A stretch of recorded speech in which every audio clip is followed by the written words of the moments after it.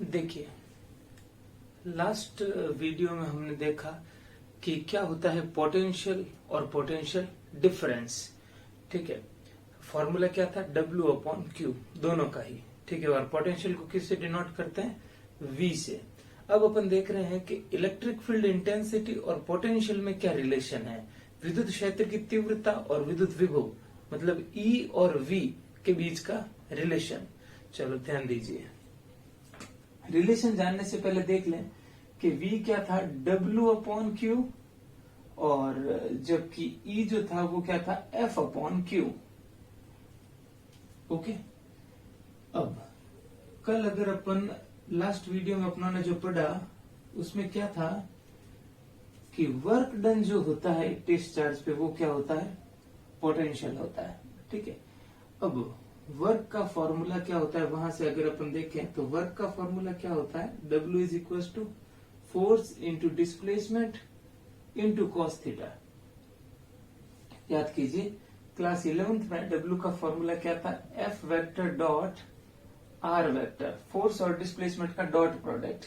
Dot product का मतलब क्या होता है, F R cos theta.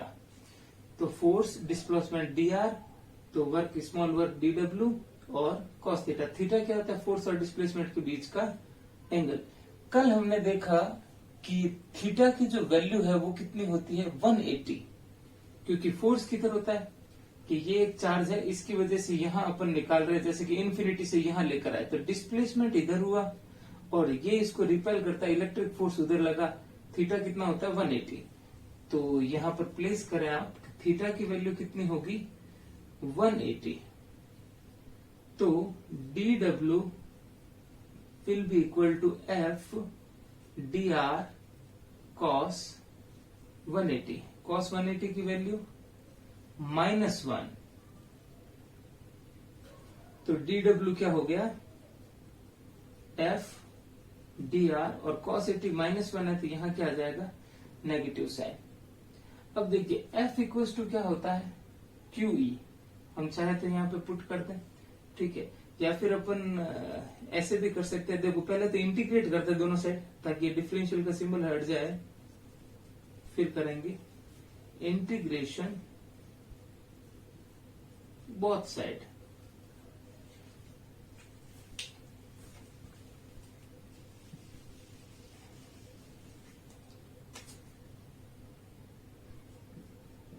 W equals to minus का F dr, लिमिट क्या रहेगी, इन्फिनिटी से R।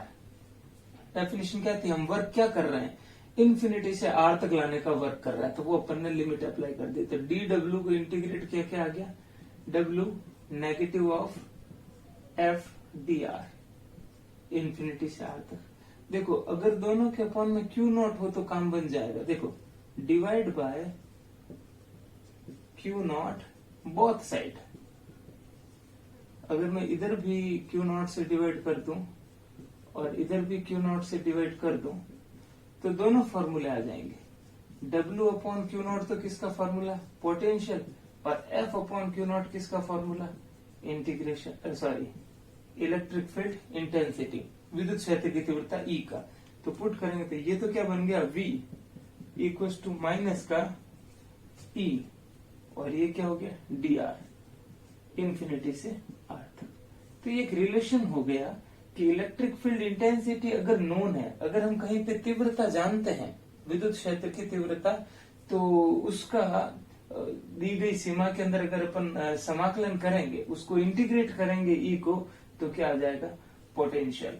तो ऐसे ही कुछ क्वेश्चन करते हैं। ये तो हो गया आपकी रिलेशन। इसकी हेडिंग क्या थी, relation between electric potential and electric field intensity, विद्युत विभव तथा विद्युत क्षेत्र की तीव्रता में संबंध। चलो इसको यूज कैसे करते हैं देखते हैं। जैसे कि फर्स्ट अपन हेडिंग ले रहे हैं, electric potential due two point charge, एक बिंदु आवेश के कारण विद्युत विभव। चलो शुरू करते हैं। जैसे कि ये एक पॉइंट चार्ज है Q, और इन्फिनिटी से अगर मैं किसी एक टेस्ट चार्ज को ऐसे लेकर आ रहा हूं इसकी तरफ, ठीक है, टेस्ट चार्ज को यहां लेकर आया हूं तो फोर्स उधर लगेगा। ये डिस्टेंस कितनी है r। मैं इस पॉइंट पर टेस्ट चार्ज को लेकर आया हूं इन्फिनिटी से, इधर डिस्प्लेसमेंट किया, फोर्स किधर लगा उधर, थीटा कितना है 180। वो सारी बातें सेम ही है। हम क्या जानते हैं, वी नो दैट कि इस पॉइंट पर v और e में क्या रिलेशन है कि v क्या होता है माइनस का EDR, और लिमिट इन्फिनिटी से हम कहा आए इन्फिनिटी टू r। हमने मूव किया है इन्फिनिटी टू r। ओके, अब E तो हम जानते हैं, किसी भी चार्ज की वजह से किसी पॉइंट पर E कितना होता है, r डिस्टेंस पे E कितना होगा, तो हम वो पहले से जानते हैं KQ upon r square. Put करो, V is equal to integration infinity to r KQ upon r square dr, और ये नेगेटिव साइन, KQ को बाहर ले लेंगे तो V इक्वल टू क्या हो जाएगा minus KQ infinity to r 1 upon r square dr। r square को आप ऊपर शिफ्ट कर दो, डिनोमिनेटर से न्यूमरेटर में, अंश से हर में ले आओ तो साइन जो है वो नेगेटिव हो जाएगा। r स्क्वायर है, अभी हो जाएगा r इनवर्स स्क्वायर, r की पावर 2 थी वो -2 हो जाएगी। ठीक है, अब इंटीग्रेट करते हैं, क्या formula, integration of x to the power n क्या होता है x to the power n plus 1 upon n plus 1। ये फॉर्मूला हम जानते हैं इंटीग्रेशन का, तो ये हम यहां अप्लाई करेंगे तो v इक्वल्स टू क्या आ जाएगा माइनस का KQ infinity to r, sorry integrate कर रहे हैं हम यहाँ पे, r की पावर -2 है तो फॉर्मूला क्या है n प्लस 1 n प्लस 1, तो r की पावर -2 प्लस 1 -2 प्लस 1, तो v इक्वल्स टू माइनस का KQ, r की पावर बची -1 और इधर भी -1, इस से minus cancel, infinity to r, तो v equals to KQ, r की पावर कितने बची -1, नीचे आएगा तो r की पावर क्या हो जाएगी +1। अब 1 लिखना कोई जरूरी नहीं है, लिमिट इन्फिनिटी टू r। अब upper limit minus lower limit करके इसको सॉल्व कर लेंगे।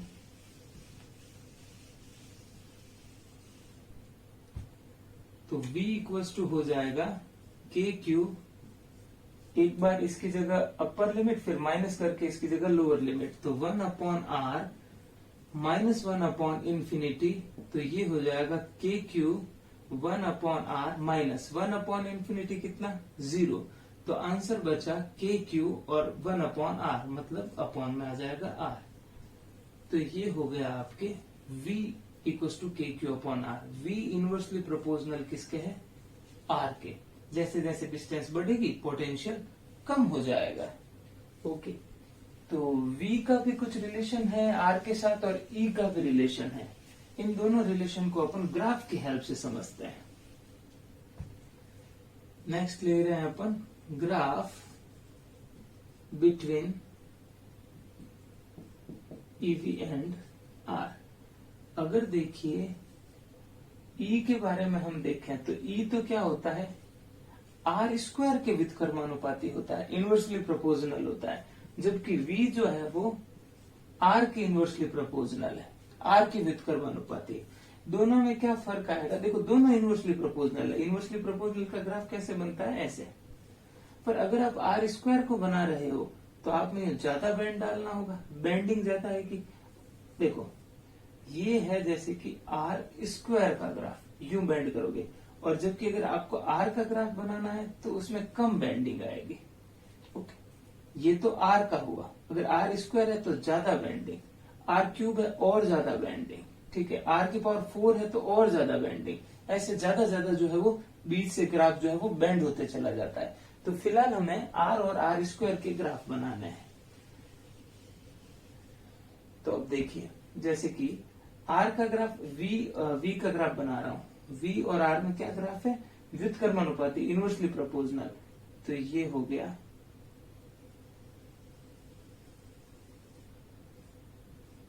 ये v का ग्राफ है। अब e और r के बीच में क्या ग्राफ है, तो e जो है वो एकदम से ऐसे कम होगा,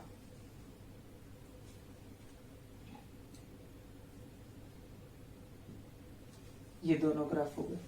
हाँ, एक पॉइंट ऐसा हो सकता है जहां पर जो है वो ग्राफ कट करे। ग्राफ कट करे का मतलब ये ई का ग्राफ हो गया कि ई और वी यहाँ पे क्या हो गए, बराबर हो गए। इस एक्सिस पे मैंने ई भी लिया है और वी भी लिया, एक बार ई का ग्राफ बनाया है और एक बार जो है मैंने वी का ग्राफ बनाया है। ठीक है, तो ये बराबर कहाँ हुए, जब जो है आर की वैल्यू क्या हो, 1। देखो ई का फॉर्मूला क्या है, K Q upon R square, V का फॉर्मूला क्या है, के क्यू अपॉन आर। अगर आर की वैल्यू 1 है तो यहाँ हो जाएगा 1 और यहाँ 1 है तो यहाँ हो जाएगा ई भी के क्यू आएगा और वी भी के क्यू आएगा, दोनों आंकिक रूप से बराबर हो जाएंगे। न्यूमेरिकली ई और वी क्या हो जाएंगे, इक्वल, जब आर की वैल्यू क्या होगी 1। तो ये ग्राफ हो जाएगा ई और वी के रिलेशन को डिस्टेंस के साथ शो करने वाला।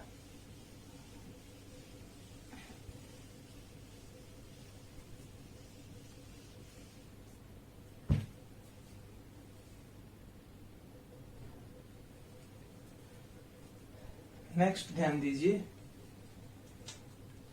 अब अपन पढ़ेंगे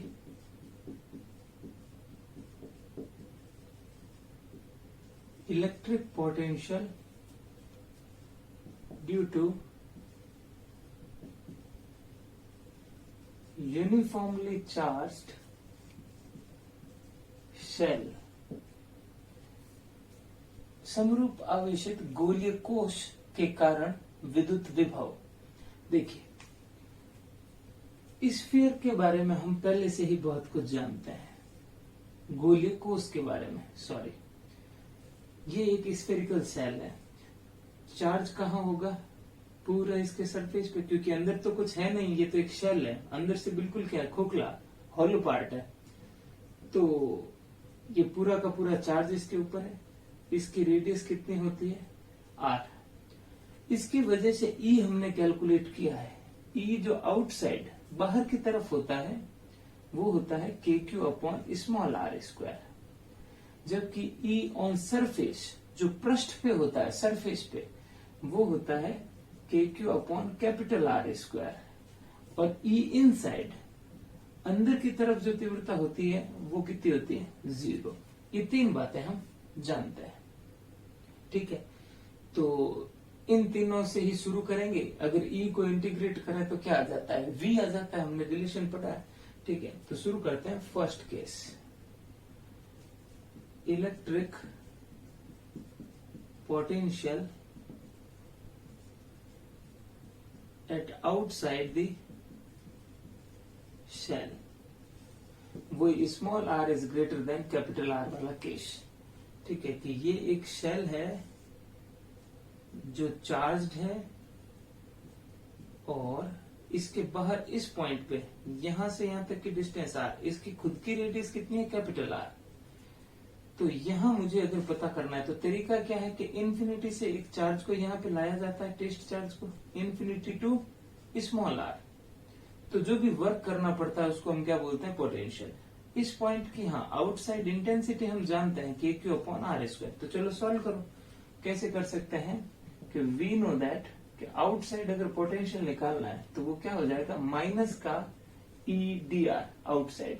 ई और वी में ये रिलेशन था, पुट कर दो तो क्या हो जाएगा, V outside, infinity to R क्या है, लिमिट है, तो फिर ये हो जाएगा माइनस, इसकी जगह क्या, K Q upon R square D R, infinity to are.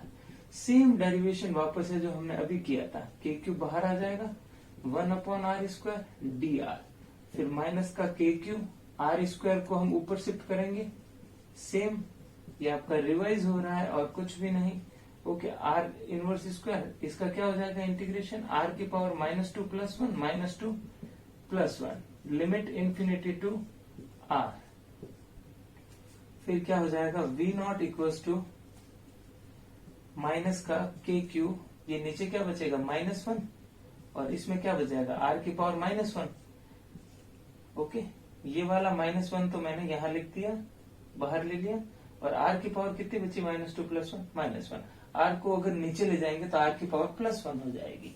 ठीक है, तो ये हो जाएगा v outside equals to K Q, ये माइनस माइनस प्लस हो गया, के क्यू और 1 upon R, infinity to R, upper limit minus lower limit कर लेंगे, तो 1/r-1/∞, और ये हो गया KQ/r, ये हो गया 0, और V का फाइनल फॉर्मूला क्या आ गया,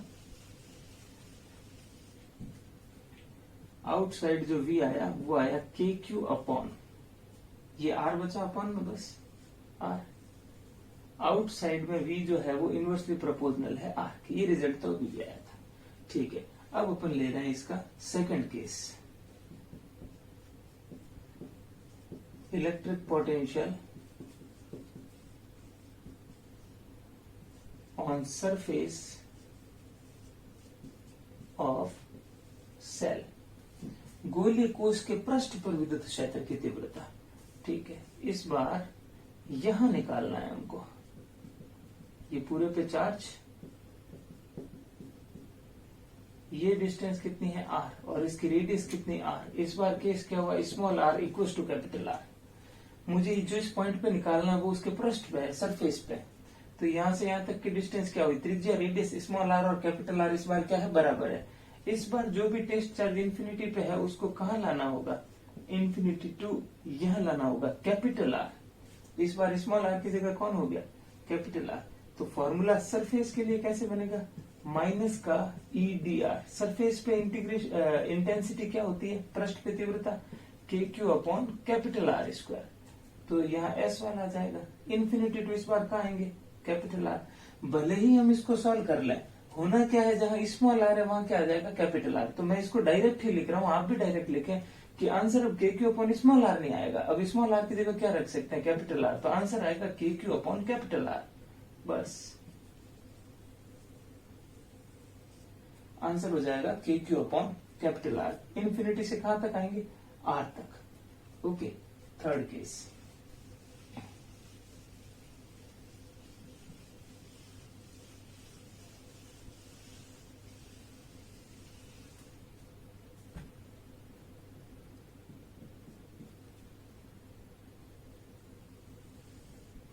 electric field intensity inside the shell, case हो जाएगा small r is less than R। ठीक है, गोलीय कोश के अंदर किसी बिंदु पर विद्युत विभव। ठीक है, इस बार हमें यहां अंदर आना है, ये सेंटर से यहां तक की डिस्टेंस कितनी R, इसकी रेडियस कैपिटल R, ये पूरा चार्ज। देखो, अगर हमें इस गोलीय कोश, इस स्फेरिकल सेल के अंदर पहुंचना है तो ये दो पार्ट में होगा। इंफिनिटी पे अगर कोई टेस्ट चार्ज पड़ा है तो उसको पहले तो यहां तक आना होगा, इंफिनिटी टू कैपिटल R, मतलब कहाँ आया, पृष्ठ पे। फिर हम यहां से अंदर जाएंगे इस पॉइंट पर, ये क्या है, कैपिटल R से कहा, small r, capital R to small r, ये डिस्टेंस यहां से यहां तक कितना होता है, रेडियस कैपिटल R। मैं यहां से यहां आया हूं और ये डिस्टेंस कितनी, स्मॉल r।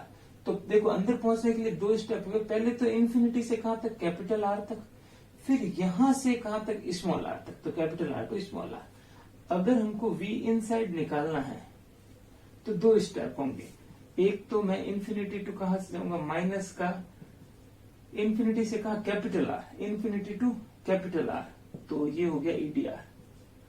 हाँ ठीक है, E कौन सा, यहाँ पे अगर आए हैं तो यहाँ का E क्या होता है, सरफेस वाला, पृष्ठ वाला। ठीक है, फिर दूसरा कैपिटल R से स्मॉल r, ये इनसाइड है, इनसाइड हम जानते हैं कितना होता है, E0, पहले भी पढ़ चुके हैं। अब EdR, एक बार वापस से capital R to small r, पर इस बार E कौन सा, इनसाइड, वापस से इंफिनिटी से यहां तक कैपिटल R, तो E आ गया सरफेस वाला। फिर कैपिटल R से स्मॉल r, जिस पॉइंट पर आए वो अंदर है, तो अंदर कितनी इंटेंसिटी है, 0, तो E लिख दिया इनसाइड। अब दोनों ही हम चीजें जानते हैं, एक तो मैं अगर इंफिनिटी से कैपिटल R ये सॉल्व करूं मैं, तो ये तो मैं सॉल्व कर चुका हूं, इंफिनिटी से कैपिटल R पे आते हैं, तो ये तो कौन सा, सरफेस वाला, पृष्ठ वाला, वो तो आंसर हमें पता है, KQ/कैपिटल R। और अंदर की तरफ इंटेंसिटी कितनी है, 0, ये भी पता है। तो सॉल्व करेंगे, V इनसाइड कितना आया, इस पूरे का तो नेगेटिव साइन के साथ में, इस पूरे का आंसर तो क्या है, KQ/कैपिटल R, माइनस यहाँ क्या है, 0। अगर ये पूरी टर्म 0 है तो इनसाइड पोटेंशियल क्या आ जाएगा, KQ/कैपिटल R, जो सरफेस पर है। ठीक है, जो सरफेस पे पोटेंशियल है, पृष्ठ पे जो विभव है वो ही इसके अंदर है, कहीं पर भी हो। अगर इसके सरफेस पे 100 वोल्ट है तो पूरे के अंदर कितना होगा 100 वोल्ट। देखो सरफेस पे पृष्ठ पे भी क्या आया था KQ/R और इनसाइड अंदर भी कितना आया है KQ/R। तो इंपॉर्टेंट रिजल्ट है, हमको इसे याद रखना चाहिए।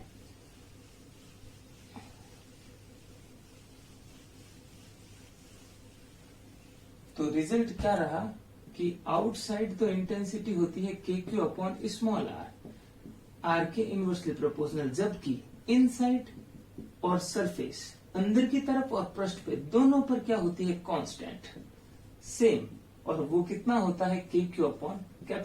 जो भी है वो कांस्टेंट KQ/R दोनों जगह पर सेम। तो ग्राफ कैसे बनेगा E और R में, अगर अपन इसके लिए बनाए ड्रॉ करें तो देखिए graph between V and R, ये स्फीयर और यहां अपन ग्राफ ड्रॉ कर लेंगे, ये सरफेस वाले पॉइंट। चलो अब सरफेस पे कितना है, मान लो 100 वोल्ट, ये 100 की लाइन है, तो अंदर पूरे में क्या होगा 100, सही है। सरफेस पे जो होगा वही इनसाइड होगा और वो कितना होगा KQ/R। एक वैल्यू तय कर ले, जैसे कि मान लो V है, सरफेस पे 100, तो अंदर हर पॉइंट पे क्या होगा 100, तो इस स्फीयर के अंदर अंदर पूरा क्या बना दिया 100 कांस्टेंट, जबकि बाहर क्या है इनवर्सली प्रोपोर्शनल। V क्या है इनवर्सली प्रोपोर्शनल आउटसाइड, तो अंदर की तरफ जो है वो कांस्टेंट है KQ/R कांस्टेंट है। तो ये हो गया इसका ग्राफ। ये हमारा चार्ज्ड शेल हो गया गोले कोष, जिसकी रेडियस कितनी है R, small r less than R और यहाँ पर ग्रेटर देन R, और यहाँ लेंगे तो इक्वल टू R। ये सरफेस के पृष्ठ के ऊपर के पॉइंट हो गए। तो ये V और R के लिए ग्राफ हो गया एक शेल के लिए। नेक्स्ट अपन पढ़ेंगे कंडक्टिंग और नॉन कंडक्टिंग जो स्फीयर होते हैं सॉलिड, उनके पोटेंशियल के बारे में।